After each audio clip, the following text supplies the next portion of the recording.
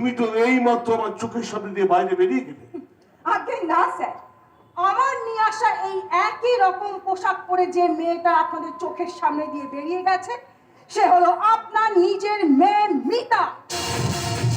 ও এতক্ষণ হাটখোলা দুর্গা মন্দিরে পৌঁছে গেছে, আর পুরুত মশাই নিশ্চয়ই জয়ন্তের সঙ্গে ওকে সাত পাকে বেঁধে দিয়েছে।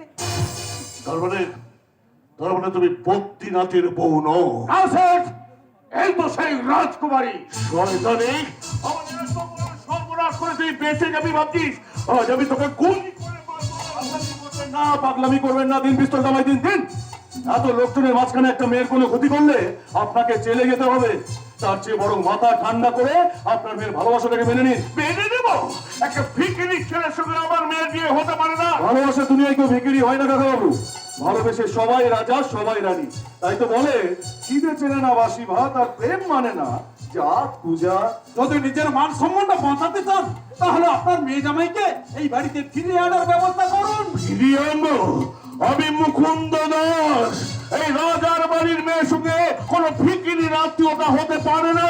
এই যে মুকুন্দ বাবু, একটা কথা মাথায় রাখবেন, রাজা হোক আর রিক্সাওয়ালা হোক, আদানি আম্বানি হোক আর কারখানার কুলি হোক, ওদের প্রত্যেকের রান্নাঘরের রুটির সাইজটা কিন্তু একই মাপের হয়, একই মাপের। এই, তোমাকে আমি পুলিশে দেবো। এই গোপাল, যা নিশ্চয় অফিসারকে ডেকে নিয়ে আয়। দাঁড়ান। কোন আইনে আপনি ওকে পুলিশে দেবেন? আপনি হয়তো ভুলে যাচ্ছেন আপনার মেয়ে নাবালিকা নয়, সাবালিকা।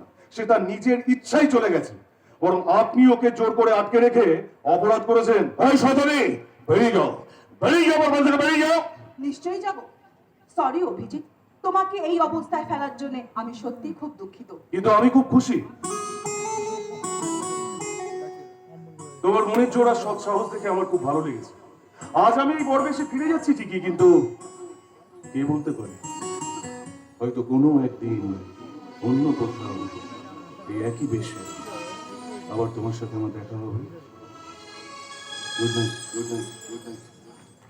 চলে মুকুন্দ বাবু, আজকের যা ঘটনা ঘটুক আমাদের সম্পর্কটা কিন্তু ঠিকই থাকবে। আপনার সঙ্গে হাত মিলিয়ে হাসপাতালের কাজটা আমরা অবশ্যই শুরু করব।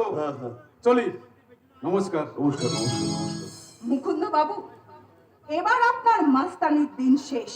এই বাড়িতে ঢোকার সময় দেখলাম একটা পাগল রাস্তায় দাঁড়িয়ে চিৎকার করছে, সরে যাও সবাই, মিছিল আসছে, মিছিল। তোমাদের এই মিছিলকে আমি মাটির সঙ্গে মিশিয়ে দেব।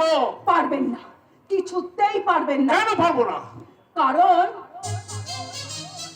এই মিছিল সব হারার, সব পাওয়ার এই মিছিল, স্বামীহারা অনাথিনীর চোখের জল এই মিছিল, শিশুহারা মাতা পিতার অভিশাপের এই মিছিল, ঘরে ঘরে ধর্ষিতা সুবিচারের এই মিছিল, ভালোবাসার গলা টেপার প্রতিবাদের এই মিছিল, এই মিছিল সব হারার, সব পাওয়ার এই মিছিল, এই মিছিল সব হারার, সব পাওয়ার এই মিছিল, এই মিছিল সব হারার, সব পাওয়ার এই মিছিল। এই শয়তানি, এই যাও আমার বাড়ি থেকে বেরিয়ে যাও, বেরিয়ে যাও। যতই হম্বিতম্বি করুন, আমাকে জেলে দিন কিংবা ফাঁসিতে লটকান, একটা কথা কিছুতেই ভুলে যাবেন না। কি কথা?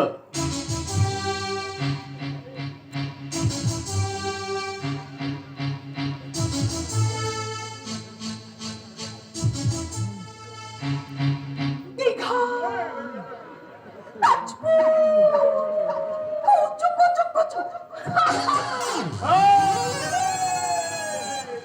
এই শয়তানিকে আমি সত্যি একদিন দীঘায় তুলে নিয়ে যাব।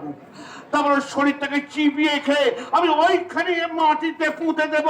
তবেই আমার নাম মুকুন্দ দাস। বাপের নাম এই বাপের নাম কি রে? গদাই চন্দ্র দাস। দেখিলি গোপাল, আমার বাপের নামটা ভুলিয়ে দিয়ে চলে গেল। এখন আমি কি করব? বাড়ি ভর্তি লোকজন, আত্মীয় স্বজন সবাই এসে গেছে। আমি এখন ওদের কি বলবো? কি করে কি ওদের সামনে আমি দাঁড়াবো? ও মুকুন্দ বাবু, কি ব্যাপার কোন দেখি? নিচে বিরাট কাঁচা লাগিয়া গেছে, পরের গাড়ি মুখ ঘুরাইয়া চইলা গেল। হক করে কইতাছি আপনার মাইয়াই নাকি পলাইছে। এখন আমি কার বেয়া দিমু? আমার বাবা বাবার নামটা কি? ভুলে গেছি রে শালা, ভুলে গেছি। এই গোপাল, আমি এখানে শুয়ে পড়ছি, তোরা আমায় গাড়ি করে হাসপাতালে নিয়ে চ, আর সবাইকে বলে দে আমার হার্ট অ্যাটাক হয়েছে, আজকের এই বিয়ে ক্যান্সেল। মুকুন্দবাবু, মুকুন্দবাবু, ও মুকুন্দবাবু, আরে হার্ট অ্যাটাকের আগে আমার এখন কথা শুনেন। মুকুন্দবাবু, ও মুকুন্দবাবু। দাস শালা, আমার দক্ষিণাটা মায়ের ভোগে গেল।